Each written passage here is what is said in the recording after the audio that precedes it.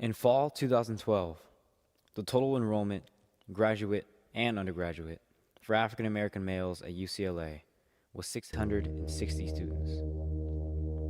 That's 3.3% of the 19,838 other males enrolled here.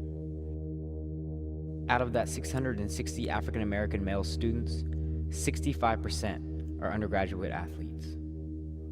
The number of entering male freshman students was 2,418. Only 48 of them are African American. The graduation rates for African American males at UCLA is 74%, which means out of that 48 freshmen last year, only 35 are predicted to graduate. When we were children, we learned how to mix colors with a paintbrush. We learned that white mixed with anything makes it brighter, but we wouldn't dare mix anything with brown or black, or else our entire creation would be ruined. What we failed to realize was that the untouched dark section of the paintbrush palette became the symbol of the melanin in our skin. The painter only used us to write words that were dark enough to be noticed on a white background. So if words are all we are good for, then don't you dare tell us to silence our voices when we choose to speak.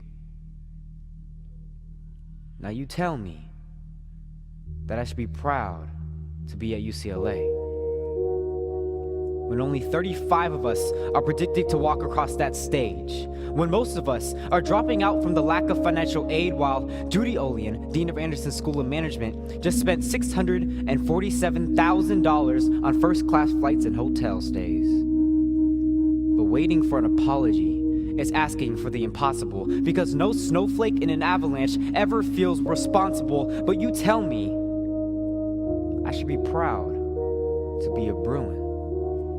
When we have more national championships than we do black male freshmen, it's evident that our only purpose here is to improve your winning percentage. So now black high school kids can care less about grades, just as long as the number on the back of their jersey doesn't fade. And you tell me I should be proud to be a Bruin. But according to Professor Sander, 3.3% is far too many black kids. On its perfectly paved roads, there are far too many black kids. This school is not diverse just because you put it on a pamphlet. But you'll name a building after Albert Conasall, who publicly opposes affirmative action? The action that can make our fraction on your demographic pie chart look more than just a second hand on a clock. It's all talk, just to maintain this fraudulent reputation of this institutionalized racist corporation. They don't care about the cultural limitations of being a minority in society, so we have become our own painters, with our own palettes, and we have voices that speak defiantly. So we ignite the flames to help us find the path to our future. Increasing graduations, not incarcerations, transforming education because our numbers can't be any fewer. So don't be surprised that we have become rebellious for what has happened to us. When every black student in class feels like Rosa Parks on the bus, we are trying to rewind time with role reversal as our revenge, because we have no other choice when the university refuses to come to our defense. But we have come too far to let history repeat itself, even when they are peeling off the dark fur of the Bruin pelt, because our faces are just used to cover up from the public what's really inside.